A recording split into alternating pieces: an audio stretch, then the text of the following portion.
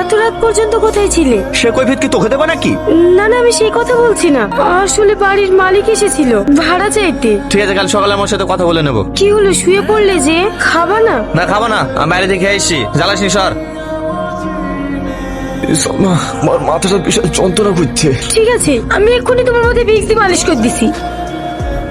কি ব্যাপার, তুমি সারা রাত একটু ঘুমাওনি? স্বামীর সেবা করার সুযোগই তো পাই না, একদিন পেয়েছি, কি করে ঘুমাবো বলো? ঠিক আছে, দুটো খাবার বানিয়ে দাও, আমাকে কাজে যেতে হবে। না না, তোমাকে কাজে যে তাই বললে হয়? কাজে না গেলে খাবো কি? দরকার হলে একদিন না খেয়ে থাকবো, তাও তোমাকে এই অসুস্থ শরীর নিয়ে কাজে যেতে দেবো না। আচ্ছা ঠিক আছে, যাবো না।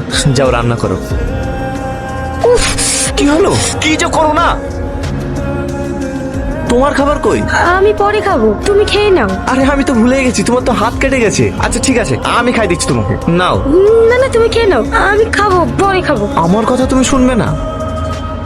তুমি কাঁদছো কেন? এমনি। বুঝতে পেরেছি, আমি তোমাকে অনেক কষ্ট দিচ্ছি তাই না সালমা? আমি তোমাকে কথা দিচ্ছি, আজকের পর থেকে তোমাকে আমি একটু কষ্ট দেবো না, তোমাকে আমি অনেক সুখে রাখবো। আব্বা, আমার লাগে তুমি কিছু লেসনে? আমার শোনার জন্য কিছু না নিয়ে এসে থাকতে পারি? এই নাও। জানো আব্বা, আমি আবার নিঃশ্বাস বাঁচানো না। ব্যাগটা ধরো। বাবা কি বলছে গো?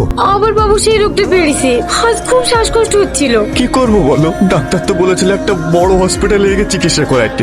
রিক্সা চালার কত টাকা হয় বলো? আমাদের নুন আনতে পান্তা ফুরোয়। ছেলেটার যে ভালো থেকে চিকিৎসা করবো সে ক্ষমতাটুকু নাই আমাদের। মন খারাপ করো না, আমার একজন কানের আছে, ওগুলো বিক্রি করে বাবুকে দেখালে হয় না?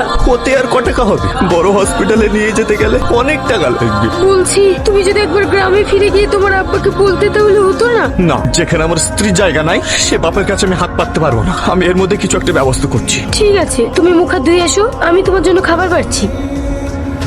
মা, মা, তুমি কোথায় ছিলে? কি হলো?